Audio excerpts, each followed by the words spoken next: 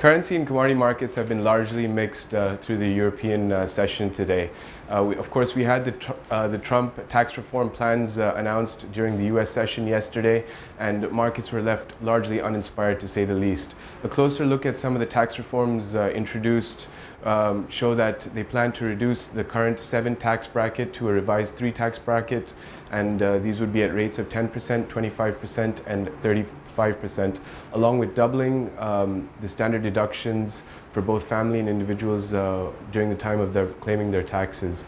Estimates would show that through these tax reforms, an estimated $5 to $7 trillion would be added on the U.S. national debt over the course of the next decade. During this time, of course, government revenues would also drop by an approximate $5 trillion. So Trump really has his work cut out to see these tax reforms passed and pushed through Congress. Overall, as I said, markets remain extremely uninspired by Trump's tax reforms. They were largely vague and they didn't offer much detail. So after initially spiking on the news, U.S. equities and the US dollar eventually pared their gains and closed slightly lower during the US session. Also during the US session, we had Trump basically recommitting to the NAFTA agreement. He did call for leaders to come and renegotiate the terms of the NAFTA agreement. Immediately following this headline announcement, the US dollar sold off against the Canadian dollar and was also weaker against the Mexican peso. Technically, if we look at the US dollar against the Canadian dollar, it's trading within a weekly Ichimoku cloud and should face stiff resistance at 1.3575 in trading today. Earlier in the Asian session today, we had the Bank of Japan coming out with their policy and their rates. Both were largely unchanged. Benchmark rates are at minus 0.1% in Japan. But what was interesting was the overall outlook by the Bank of Japan with regards to their inflation.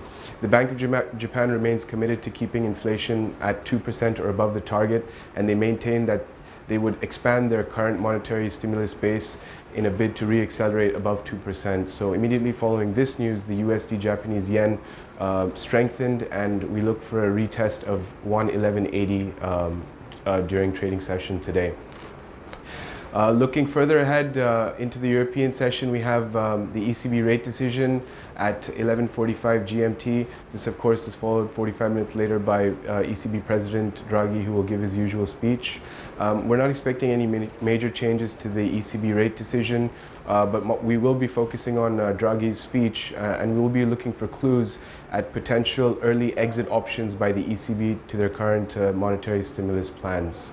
Looking further ahead to the US session, earnings season continues in the US with Google, Microsoft, Amazon, and Deutsche Bank all announcing their earnings today. This should be very supportive of US equity markets. Looking even further ahead, we have the US durable goods orders as well as the weekly jobless claims due out at 2:30 p.m. today. These will precede the headline US GDP reading due out at 12:30 GMT tomorrow.